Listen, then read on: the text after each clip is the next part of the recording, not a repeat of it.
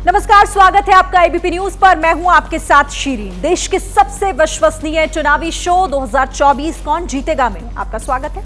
लोकसभा चुनाव में 236 दिन अब बाकी रह गए हैं। देश की सियासत में इंडिया वर्सेस भारत की अब नई जंग शुरू हो चुकी है। आज शो में बात पाकिस्तान से आई सीमा की, देश में इंडिया पर सियासत की और नीतीश कुमार के सस्पेंस की। लेकिन सबसे पहले 24 की खबरों को धार देते हैं। बिहार के सीएम नीतीश कुमार को इंडिया शब्द पर नहीं बल्कि इंडिया के डी फॉर डेमोक्रेटिक शब्द पर थी आपत्ति। नीतीश के सुझाव के बाद डी फॉर डेवलपमेंट किया गया, सूत्रों के हवाले से खबर। बिहार के मुख्यमंत्री नीतीश कुमार बन सकते हैं इंडिया के संयोजक, मुंबई में होने वाली बैठक में ऐलान संभव। नाराजगी की खबरों पर बोले नीतीश कुमार, मैं नहीं हूँ नाराज, मेरे सारे सुझाव माने गए, राजगीर जाना था इसलिए लौट आया जल्दी। जेडीयू अध्यक्ष ललन सिंह ने कहा, नीतीश कुमार विपक्षी एकता के सूत्रधार, सभी की सहमति से दिया गया इंडिया नाम, सूत्रधार कभी नहीं होते नाराज। इंडिया नाम पर सियासी संग्राम हुआ तेज। उद्धव गुट के संजय राउत बोले, इंडिया नाम पर विवाद करने वाले देशभक्त नहीं। असम के सीएम हिमंत बिस्व शर्मा का पलटवार, इंडिया को बताया ब्रिटिश नेम, ट्विटर के बायो में इंडिया हटाकर भारत किया। बिहार के पूर्व सीएम और एनडीए में शामिल जीतन राम मांझी ने इंडिया नाम पर जताया ऐतराज, कहा देश के नाम पर नहीं होना चाहिए गठबंधन का नाम। पूरे देश ने माना मोदी फिर बनेंगे प्रधानमंत्री। विपक्ष के गठबंधन पर मायावती का वार, कहा कांग्रेस जातिवादी दलों के साथ गठबंधन कर रही है, महागठबंधन सिर्फ सत्ता पाने का रास्ता, विपक्ष सत्ता में आने का सपना देख रहा है। बीजेपी की जांच कमेटी ने पटना में हुए लाठीचार्ज की घटना की रिपोर्ट पार्टी अध्यक्ष जेपी नड्डा को सौंपी। झारखंड के पूर्व सीएम रघुवर दास की अध्यक्षता में 4 सदस्यीय कमेटी बनाई गई। बंगाल पंचायत चुनाव हिंसा के खिलाफ बीजेपी का कोलकाता में 5 किलोमीटर लंबा प्रदर्शन, बंगाल बीजेपी अध्यक्ष सुकांत मजूमदार और सांसद लॉकेट चटर्जी भी शामिल हुई। संसद सत्र से पहले सर्वदलीय बैठक, रक्षा मंत्री राजनाथ सिंह ने की बैठक की अध्यक्षता। कल से शुरू हो रहा है संसद का मानसून सत्र। महाराष्ट्र के पूर्व मुख्यमंत्री उद्धव ठाकरे और उनके बेटे आदित्य ठाकरे ने विधानसभा में महाराष्ट्र के डिप्टी सीएम अजित पवार से की मुलाकात। देखिए, देश में चुनाव है, इसीलिए सीमा पर तनाव है। बात सरहद की नहीं, सरहद पार से आई उस सीमा की जो देश की सबसे बड़ी सनसनी बनी हुई है। सीमा का सच क्या है? सीमा प्यार में पागल एक सामान्य महिला है या फिर पाकिस्तानी खुफिया एजेंसी आईएसआई की जासूस? सीमा को लेकर अब देश की सियासत भी गर्म है। देखिए, जो सीमा आई, हमने पहले दिन से इस बात को कह रहे हैं कि इसके 3 एंगल हैं। एक तो ये पाकिस्तानी खुफिया एजेंसियों ने इसे इम्प्लांट किया हो, और ये जासूस क्या नहीं करते हैं, कैसे कैसे हनी ट्रैप बनाते हैं, कैसे कैसे जिस्मानी ताल्लुक़ पैदा करके राज उगलवाते हैं, पैसा भी देते हैं। दूसरा वही है कि लव जिहाद का मसला हो। तो रिलीजियस कन्वर्शन लॉ बना दिया आपने, ये लव जिहाद नहीं हुआ? नहीं मालूम मेरे को, ये नहीं हुआ क्या? तो वो पाकिस्तान से कैसे आ गई आप इंडिया में? अरे भैया, ये बीएसएफ को बोलिए, अमित शाह को बोलना चाहिए, ऐसा कैसे बॉर्डर क्रॉस करके आ गए? सीमा के खिलाफ आज हिंदू संगठन से जुड़ी महिलाएं जब ग्रेटर नोएडा में प्रदर्शन के लिए पहुंची तो हंगामा हो गया। गांव वालों के साथ काफी देर तक विवाद हुआ।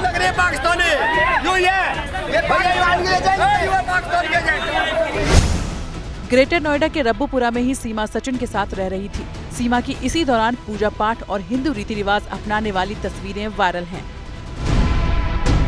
बिल्कुल, मैं पूजा भी करती हूँ और उनके साथ पूजा में बैठी, मैंने आरती भी उतारी माता जी की। सीमा की इन्हीं गतिविधियों ने सस्पेंस बढ़ा दिया है और फिर सीमा हैदर के पाकिस्तानी खुफिया एजेंसी आईएसआई के एजेंट होने का शक जताया जाने लगा। यूपी एटीएस ने सीमा से घंटों पूछताछ की है। सूत्रों के मुताबिक सीमा हैदर के पास 3 मोबाइल फोन हैं। तीसरे फोन में सिम नहीं है। पूछताछ में सीमा तीसरे मोबाइल को लेकर सही जवाब नहीं दे रही। शक है कि इस फोन में सीमा के कई राज हैं। फोरेंसिक एक्सपर्ट की मदद से तीसरे मोबाइल का डेटा रिकवर किया जा रहा है।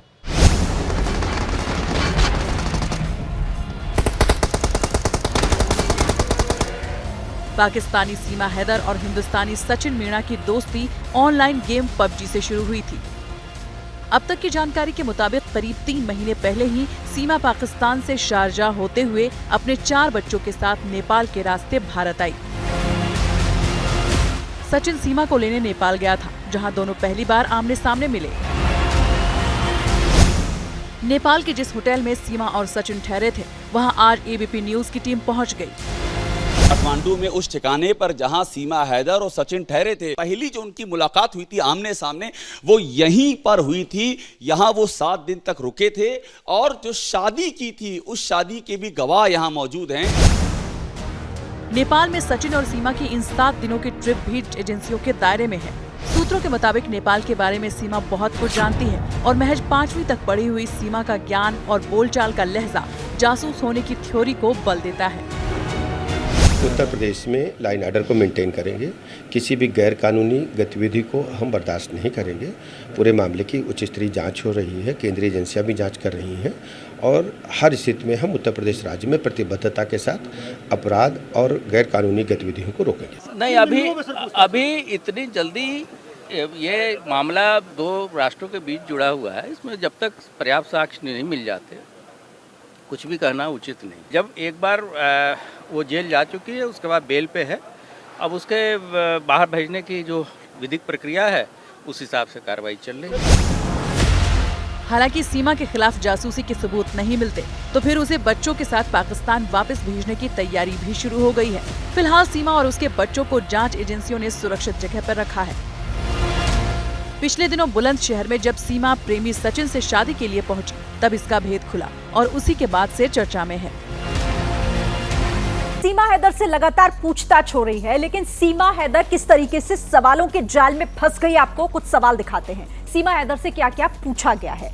पूछा गया कि मोबाइल फोन कैसे टूटा, उसके पास इसका कोई भी जवाब नहीं था। सीमा हैदर इस पर कुछ नहीं बता पाई। मई से पहले का डेटा डिलीट क्यों किया आपने, फोन हैंग होने का हवाला सीमा ने दिया। इसको लेकर इस सवाल का जवाब उसने ये दिया है। सवाल था कि पाकिस्तान में रहते हुए सचिन ने कब आपको पैसे भेजे, इस पर वो खामोश रही, यानी कोई भी जवाब उसने नहीं दिया है। नेपाल में किसका इंटरनेट इस्तेमाल करके आपने पैसे मंगाए, इस पर उसने नाम नहीं बताया कि किस शख्स से उसने पैसे मंगाए थे। पाकिस्तान से भारत आने तक 12 लाख कहां पर आपने खर्च किए, इसका भी कोई जवाब सीमा हैदर ने नहीं दिया। पाकिस्तान में नेपाल से भारत की टिकट किससे बुक करवाई सीमा ने, इस पर उसने एजेंट का नाम नहीं बताया कि कौन सा एजेंट था, क्या नाम था, नहीं बताया। उसने पाकिस्तान में घर किसको बेचा आपने, इस पर खरीदार के बारे में उसने कोई भी जानकारी नहीं दी और कहा कि मुझे नहीं मालूम कौन है खरीदार। पाकिस्तान का घर सीमा ने कितने में बेचा, इसे लेकर एग्जैक्ट अमाउंट नहीं बता पाई सीमा हैदर। पबजी गेम भारत में कितने लोगों के साथ खेलती थी, कई बार इसको लेकर उसने बयान बदले। जब सवाल ये पूछा गया, अलग अलग बयान। यूनिफॉर्म पहने हुए लोगों को फ्रेंड रिक्वेस्ट आखिर क्यों भेजती थी सीमा, इस पर वो बोली कि इसके बारे में उसे जानकारी नहीं है। तो ये तमाम वो सवाल जो सीमा हैदर से पूछे गए, लेकिन यहीं पर वो फंसती हुई दिखाई भी दी।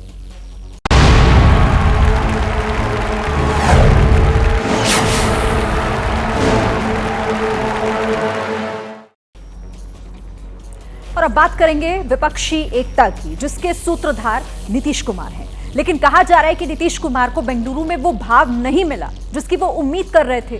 नीतीश की नाराजगी की खबर भी कल शाम से ही वायरल हो रही है। हालांकि नीतीश और उनकी पार्टी के नेता कैमरे पर नाराजगी की खबर को सिरे से खारिज कर रहे हैं, लेकिन विपक्षी खेमे में जो कुछ हो रहा है उससे नीतीश बेचैन तो जरूर है। का नीतीश कुमार जी नाराज होंगे? नीतीश कुमार जी विपक्षी एकता के सूत्रधार हैं और सूत्रधार कभी नाराज नहीं होता है। इंडिया सबों की सहमति से नाम तय हुआ है। 3 लाइन में ललन सिंह ने नीतीश की नाराजगी वाली खबर का शटर डाउन कर दिया, लेकिन इतना बताने के लिए उन्होंने पूरे 17 घंटे का समय लिया। नीतीश कुमार जी विपक्षी एकता के सूत्रधार हैं और सूत्रधार कभी नाराज नहीं होता है। इसके कुछ देर बाद नीतीश कुमार भी कैमरे पर आए। हम क्या नाराज हो, वहाँ तो बात हो गई थी, वही उन लोगों को कहना था, वहाँ पर कहिए कि हम लोगों को निकलने दीजिए। अब ठीक ही सब तरह की बात हुई है, सारा तरफ से बात, सब लोगों का सुझाव आया और उसको लोग किया फाइनली और उसको घोषित किया गया। उसके बाद हम लोग निकले, साथे सब खाना खाए हैं। मंगलवार की शाम को 7 बजे ये खबर आई कि नीतीश कुमार नाराज होकर बेंगलुरु की बैठक से निकल गए। रात को पटना पहुंचने पर नीतीश ने पत्रकारों से बात नहीं की तो चर्चा को और हवा मिली।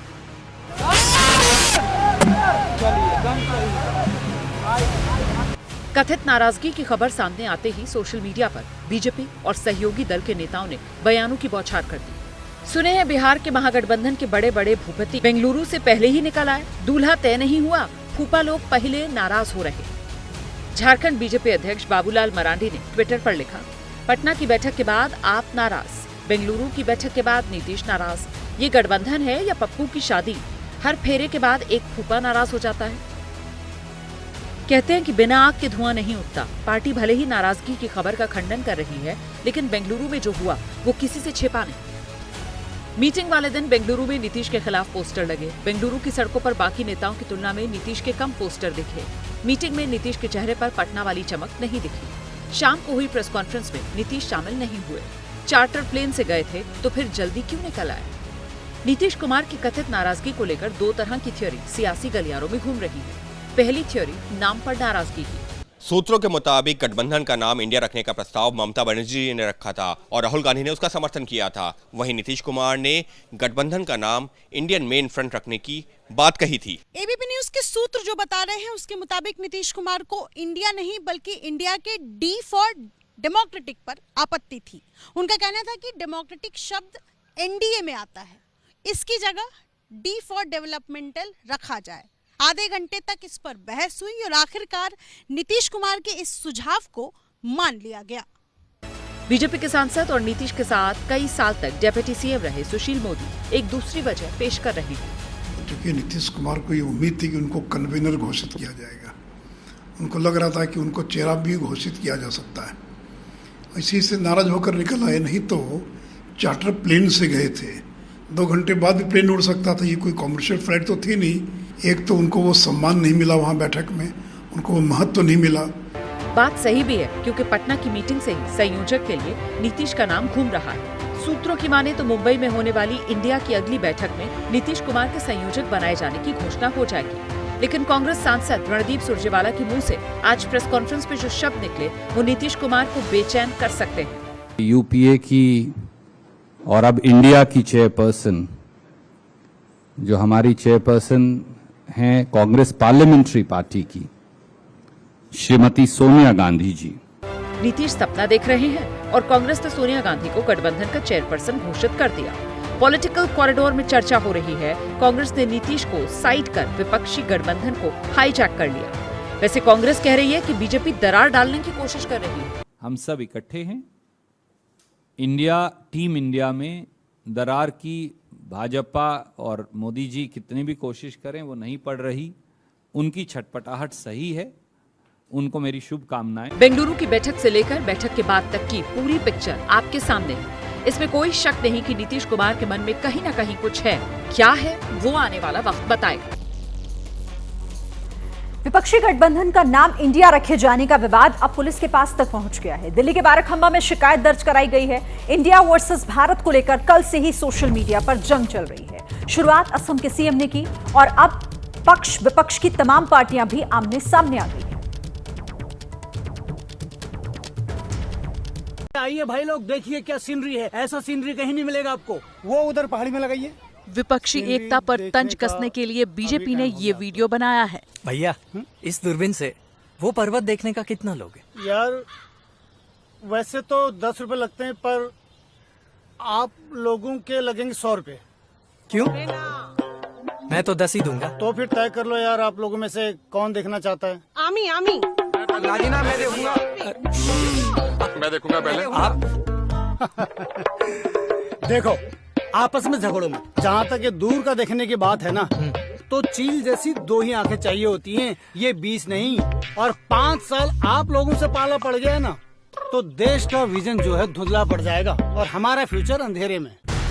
मंगलवार को बेंगलुरु में हुई मीटिंग में 26 विपक्षी दलों ने मिलकर अपने गठबंधन का नाम Indian national developmental inclusive alliance रखा, जिसका शॉर्ट फॉर्म INDIA इंडिया होता है। इसके बाद इंडिया शब्द को लेकर सबसे पहली टिप्पणी असम के मुख्यमंत्री और बीजेपी नेता हेमंत बिस्व शर्मा ने की। ट्विटर पर लिखा, हमारा सभ्यतागत संघर्ष इंडिया और भारत के आसपास केंद्रित है। अंग्रेजों ने हमारे देश का नाम इंडिया रखा। हमें खुद को औपनिवेशिक विरासतों से मुक्त करने का प्रयास करना चाहिए। हमारे पूर्वज भारत के लिए लड़े और हम भारत के लिए काम करते रहेंगे। सोशल मीडिया पर ट्वीट वायरल हुआ और सवाल उठे तो हेमंता ने अपने प्रोफाइल से इंडिया हटाकर भारत लिख दिया।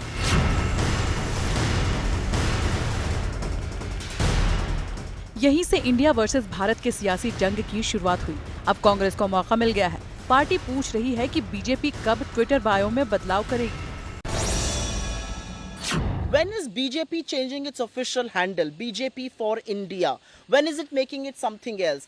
Why did the BJP go on to have a Skill India, a Startup India, a Digital India, a Khelo India? Were they not talking about this country?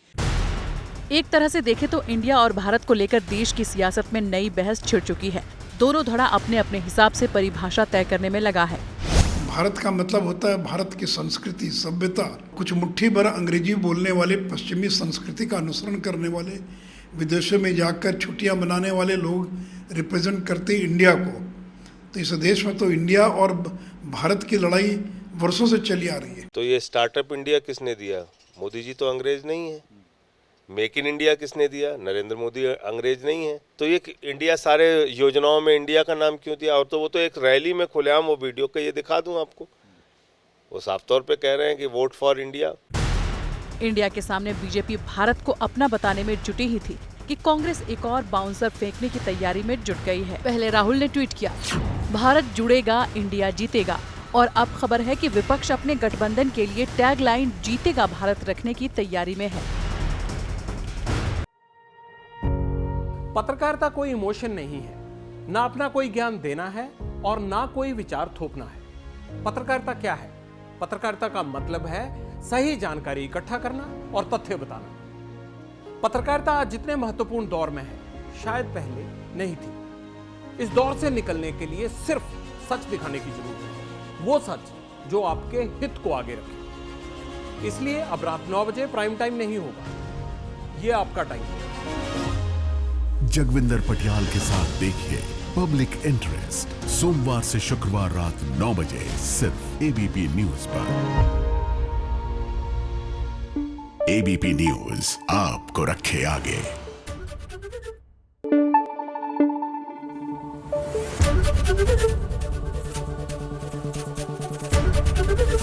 ABP news आपको रखे आगे।